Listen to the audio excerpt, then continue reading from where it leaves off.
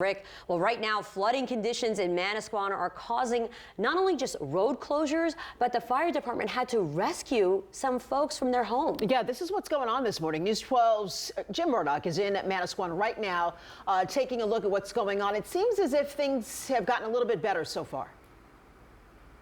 That's right, Carissa. It was a quick-hitting storm surge, but unfortunately, it peaked right at the high tide. High tide was at 7 a.m. I'll step out of the way.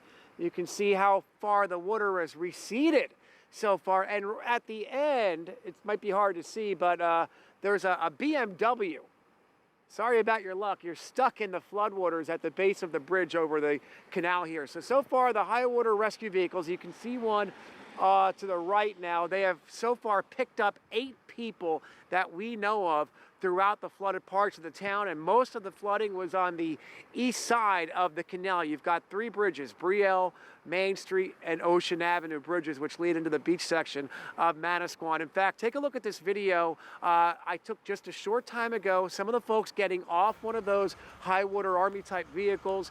They had a woman and a dog and a couple of kids on their way to high school. They had to pick up on the beach side, and unfortunately we're hearing about damage, about a foot and a half of water ending up in some of the low-lying properties over on Brielle Road. No injuries that we know of, thank goodness, but that water was cold. They had their feet and their legs and ankles got wet in this situation.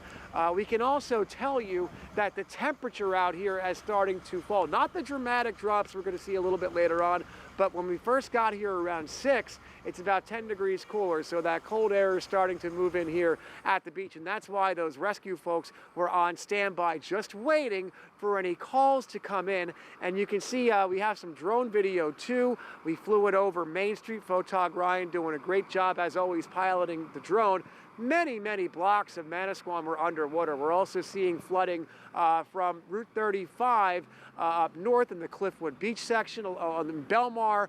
And what you saw here could be happening in about 4 hours from now. We're talking about the northern sections of Barnegat Bay. So the high tide is 5 hours after the high tide on the beachfront. And we still have east-southeasterly component winds pushing that water in. And with those south winds, that'll pile the water up in places like Bayhead, Brick, Manaloking. So expect a lot of street flooding and closures there as we get to the noon hour. So here in Manasquan, we're looking good. It's still flooded, but it certainly is coming down. We peaked just under major flood stage looking at the tide charts here in Manasquan. We'll come back and check another update in the next half hour. We'll send it back to you.